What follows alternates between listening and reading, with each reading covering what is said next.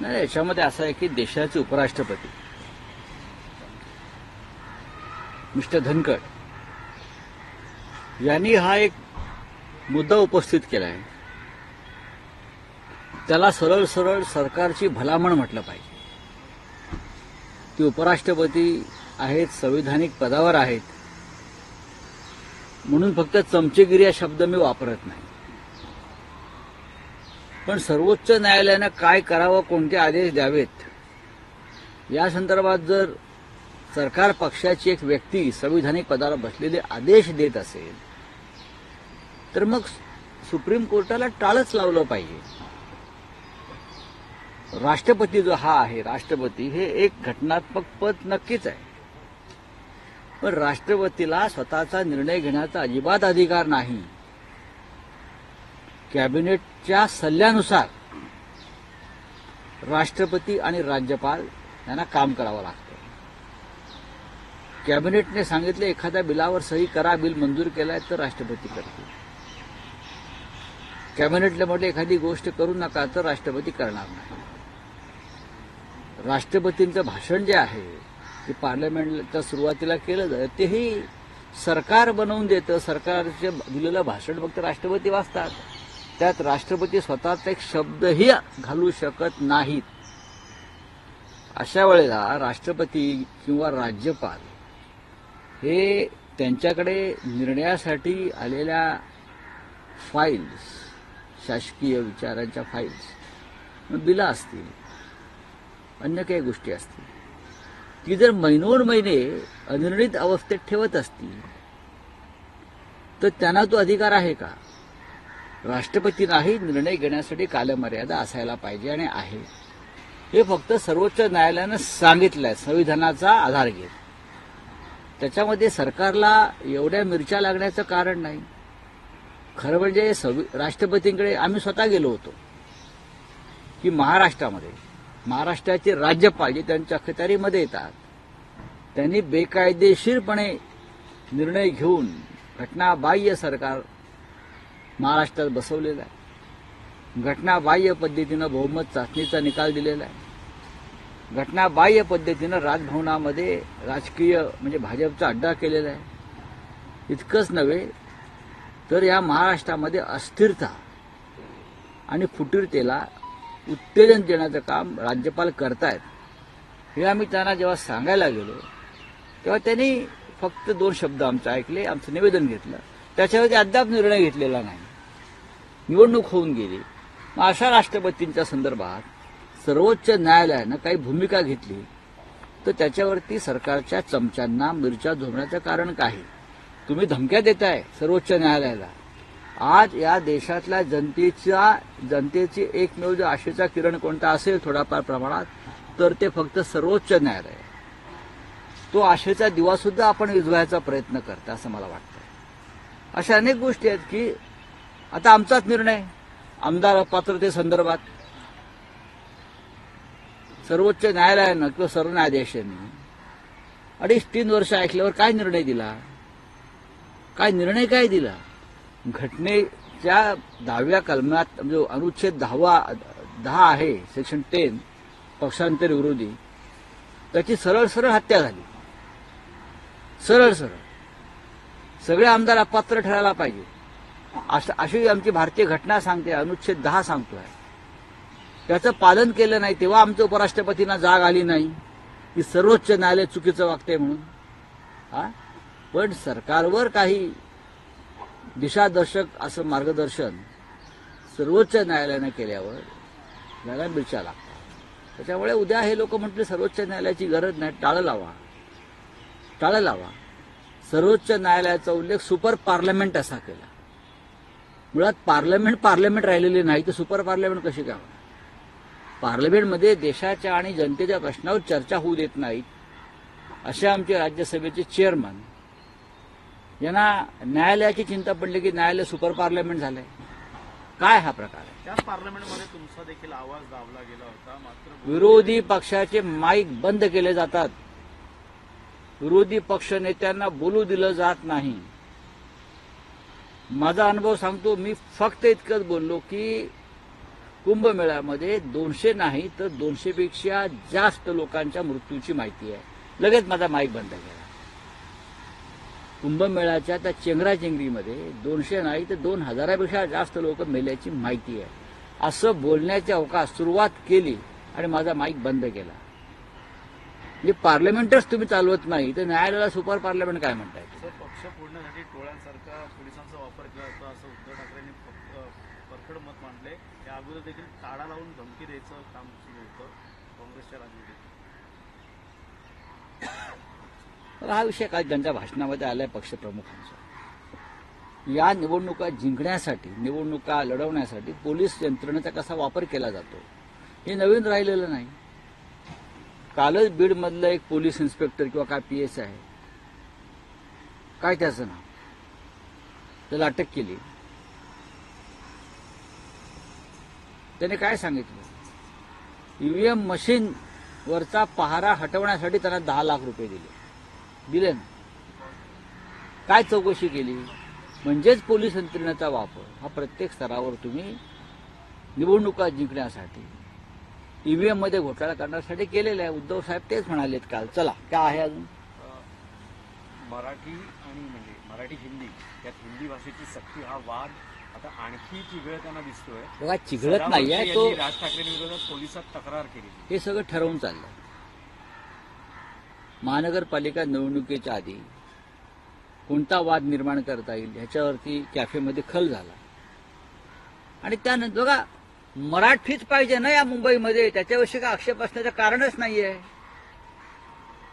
महाराष्ट्राला आणि मराठीला सगळ्यात जास्त धोका कोणापासून असेल तर हिंदीपासून नसून तो गुजरातीपासून आहे.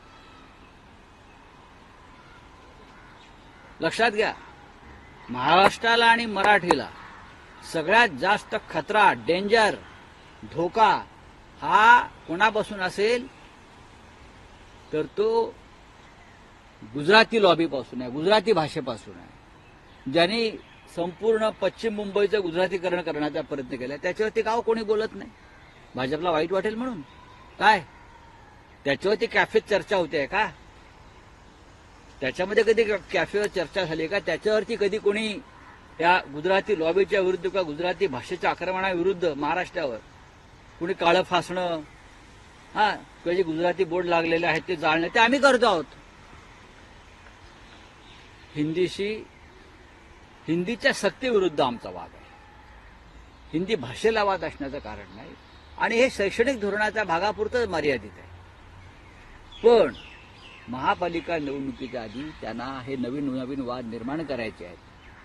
कॅफे पण चालला पाहिजे ना. नाही, पण राऊत साहेब, तुम्ही ज्यावेळेस मनसेवर असा एक आरोप करतात, टीका मी करतात, मनसर कुठे, मी कॅफेमध्ये चर्चा होतात. पण तेही हा मुद्दा उपस्थित करतात की आदित्य ठाकरेंनी त्यांच्या प्रचारात वरळीत केमछोचे बॅनर लावले होते.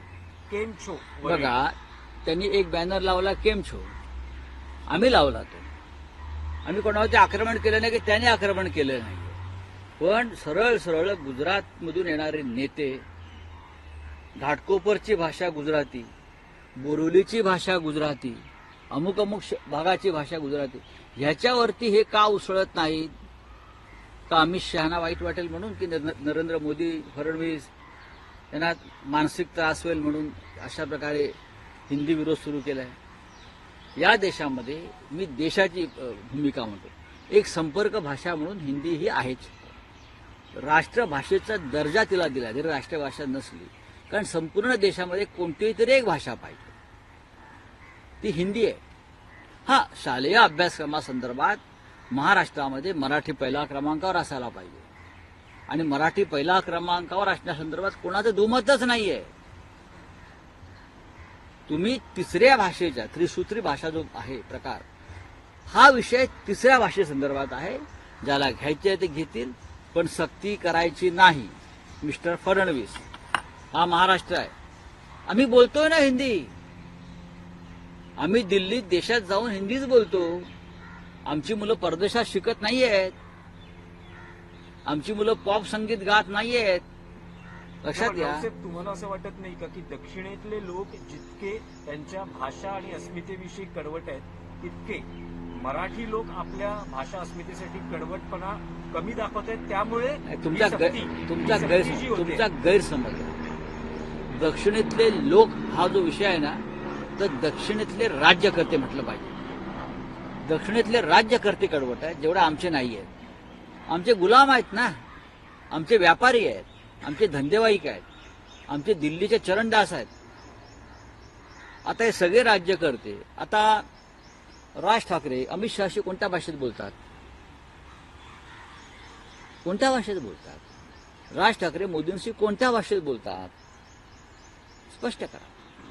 किंवा आता एकनाथ शिंदे आणि त्यांची जी टोळी आहे एसएनसी, ते अमित शहा आणि म्हणजे कोणते नरेंद्र मोदीशी कोणत्या भाषेत बोलतात? इंग्रजीमध्ये बोलतात, जर्मनीमध्ये बोलतात की फ्रेंच भाषा? त्यांनी फ्रेंचचा कोर्स केलाय, सांगावं त्यांनी. तुम्हाला संपर्क भाषा म्हणून, संवादाची भाषा म्हणून हिंदीतच संवाद करावा लागतो. ज्याचे इंग्रजीचे वांदे आहेत त्यांना हिंदीचा आधार घ्यावाच लागतो ना. ही कशाला नाटकं करताय? शालेय शिक्षण बघा, 5वी नंतर आम्ही हिंदी शिकलो शाळेत, ते आमचं अजूनही हिंदी मजबूत आहे. या मुंबईमध्ये किंवा महाराष्ट्रात आणि देशात फिरताना आम्हाला हिंदीचा आधार घ्यावा लागतो. मी तर चेन्नई, बेंगलोरला हिंदीत बोलतो जाऊन, मला कोणी अडवत नाही. इंग्लिशही बोलतो. मराठीवरती आम्ही आक्रमण होऊ देणार नाही, ही आमची भूमिका कायम आहे. म्हणजे मराठी आई आहे, इतर भाषा आमच्या मावश्या आहेत. आम्ही मावश्या मारून आई मारून मावश्यांचं रक्षण नाही करणार, ही बाळासाहेब ठाकरेंची भूमिका आहे. हे आम्हाला काय सांगतायत? सर, 2 प्रश्न आहेत महत्वाचे. एक तर यवतमाळ-सारख्या भागामध्ये इतकी भीषण पाणी टंचाई आहे की त्या ठिकाणी एका महिलेचा मृत्यू झाला आहे. वर्धा, अकोला या ठिकाणी देखील मोठ्या प्रमाणामध्ये अजूनही पाणी टंचाईमुळे महिलांचे मृत्यू झालेले आहेत. काय वाटतं, या भीषण पाणी टंचाईबद्दल सरकार गंभीर आहे असं वाटतं? सरकार अजिबात गंभीर नाही ना. पाण्याच्या प्रश्नावर सरकार, मुंबईमध्ये पाण्यासाठी मोर्चे निघतात प्रथमच, नाशिकमध्ये मोर्चे निघतात पाण्यासाठी. यवतमाळ म्हणजे विदर्भ, मराठवाडा तर तहानलेलाच आहे. मृत्यू होत आहेत पाण्याशिवाय तडफडून. काय राज्याचे 2 उपमुख्यमंत्री आणि मुख्यमंत्री करतायत सांगावं ना जरा. काय करतायत? हे सगळे टँकर माफियांचे सूत्रधार आहेत.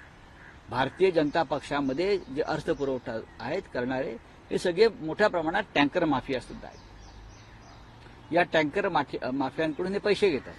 राज्य हे मंत्री, आमदार, खासदार भाजपचे किंवा एसएनसीचे, हे काय करणार? आम्हाला पाणी देणार? कुठून आणणार आहे पाणी? हे यांच्याकडे काय योजना आहे? यांच्याकडे कोणत्याही प्रकारची पाण्याच्या संदर्भातल्या योजना नाही आहे. हे अत्यंत दुर्दैव आहे महाराष्ट्र. सर, दुसरी एक महत्वाची बातमी सर, 15 एप्रिल ही डेडलाईन दिलेली होती परिवहन मंत्र्यांनी की सगळ्या ज्या एसटी बसेस आहेत किंवा जुन्या भंगारातल्या बसेस डेपोमधून काढायला, पण अजूनही हा तो शासकीय विषय आहे, त्याच्यावरती आमचे लोक बोलतील. हिंदी में जाना चाहेंगे सर, उपराष्ट्रपति का जो भाषण है आपने सामने में भी लिखा है, और कपिल सिब्बल ने कहा ये एक न्यूक्लियर अटैक है अपने सिस्टम के ऊपर सर. डेफिनेटली कपिल सिब्बल जी को कानून की और संविधान की जानकारी ज्यादा है. अगर हमको कुछ जानकारी लेनी है तो हम सिब्बल साहब से ही लेते हैं. भाई, ये जो है राष्ट्रपति हमारे, ये एक डेकोरेटेड पोस्ट है. जैसे मुंबई में मेयर होता है, उनको कोई अधिकार नहीं है. राज्यपाल को कोई अधिकार नहीं है. राष्ट्रपति तो कैबिनेट की एडवाइस से काम करता है. राष्ट्रपति तो भाषण पढ़ता है, मेरी सरकार, उनकी सरकार नहीं है, वो चुनी हुई सरकार है. वो सिर्फ ठप्पा मारता है. उनको रबर स्टैम्प कहा जाता है ना, और रबर स्टैम्प की उपाधि किसने दी? बीजेपी ने दी है, संघ ने दी है रबर स्टैम्प. जो अगर रबर स्टैम्प को कहा है कि आप आपके पास जो कागज है उसके ऊपर स्टैम्प मारने का काम, रबर स्टैम्प मारने का काम फास्ट कर लीजिए, काम बहुत पेंडिंग है, तो उसमें गलत क्या है? सुप्रीम कोर्ट को यह अधिकार है, यह अधिकार संविधान ने दिया है कि राष्ट्रपति को भी वो मार्गदर्शन कर सकते हैं. अगर राष्ट्रपति को कैबिनेट मार्गदर्शन कर सकती है, प्रधानमंत्री मार्गदर्शन कर सकते हैं, तो सर्वोच्च न्यायालय क्यों नहीं कर सकते भाई? क्यों नहीं कर सकते? आप आपके पास विधेयक जाएंगे, बिल जाएंगे, कुछ कागज जाएंगे, तो आप महीनों 5-5, 6-6 महीने निर्णय नहीं लेंगे, तो देश कैसा चलेगा? गवर्नर हाउस में, तमिलनाडु में क्या हुआ? कैबिनेट ने या विधानसभा में जो विधेयक मंजूर किए, आप उनको भी 4-4, 5-5 महीने क्लियर नहीं करते। सुप्रीम कोर्ट ने कहा है ना ये बात। लेकिन अगर सरकार की चमचेगिरी किसी को करनी है संवैधानिक पद पर बैठे व्यक्ति को, तो उनको कौन रोक सकता है? हम लोग गए थे राष्ट्रपति जी के पास, जब वहां यहाँ के राज्यपाल ने गैर कानूनी काम किया, एक असंवैधानिक सरकार बिठाई, हमारा विधानसभा का स्पीकर का चुनाव तक नहीं होने दिया, ये सब हम हमारी शिकायत लेकर गए। तो क्या किया राष्ट्रपति ने? अब तक निर्णय नहीं हुआ है उसके ऊपर। तो राष्ट्रपति के पास जाना क्यों है भाई? अगर आप निर्णय नहीं ले सकते, आप मोदी जी को पूछेंगे, आप बीजेपी के प्रेसिडेंट से पूछेंगे क्या करना है, तो आपके पास क्यों जाना है? सर्वोच्च न्यायालय ने, सुप्रीम कोर्ट ने तो यही कहा है। हाँ सर, राज्यपाल को जो है लिमिट दी गई है, जो शैलेंद्र ट्वीट किया हुआ है, पर अपने जो राष्ट्रपति थे जो बंगाल में थे उस वक्त उनकी भी एक मनमानी चालू थी, तो ये कहा कि ये गलत है, ये एक तरीके से हम पे अटैक किया जा रहा है टाइम लिमिट बनाकर, कि आपको उसका आज के जो राज्यपाल है वो संघ के प्रचारक है। आप तमिलनाडु के राज्यपाल की बात देखिए क्या कर रहे हो, राजभवन में संघ की शाखा चला रहे हैं। अगर आपको संघ की शाखा चलानी है या संघ में काम करना है तो आपको वो रोकेगा नहीं, वो आपका एक व्यक्तिगत स्वतंत्र है। तो आप इस्तीफा दीजिए और बाहर जाइए। आज हर एवरी राजभवन क्या चल रहा है? बीजेपी का अड्डा बन गया है, राजनीतिक अड्डा बन गया है। संविधान उसे मान्यता नहीं दे रही है, फिर भी ये हो रहा है। तो हमारे उपराष्ट्रपति हमारे राज्यपालों को कभी डांटता है क्या कि भाई ये ठीक नहीं है, राजभवन में जो चल रहा है ना गुंडागर्दी, ये बंद करो? लेकिन जब सुप्रीम कोर्ट ने अपने अधिकार का इस्तेमाल करके राष्ट्रपति जी को कुछ मार्गदर्शन किया है तो सबको मिर्ची लगती है। डॉक्टर साहब, राज ठाकरे हिंदी भाषा के सख्ती के खिलाफ है। राज्य सरकार की जो नई एजुकेशन पॉलिसी है उसमें उन्होंने आक्षेप व्यक्त किया है और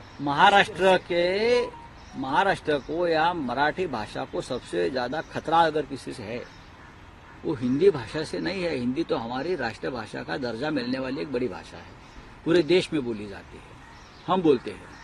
मैं अभी बोल रहा हूं ना, मुझे कुछ किसने रोका है?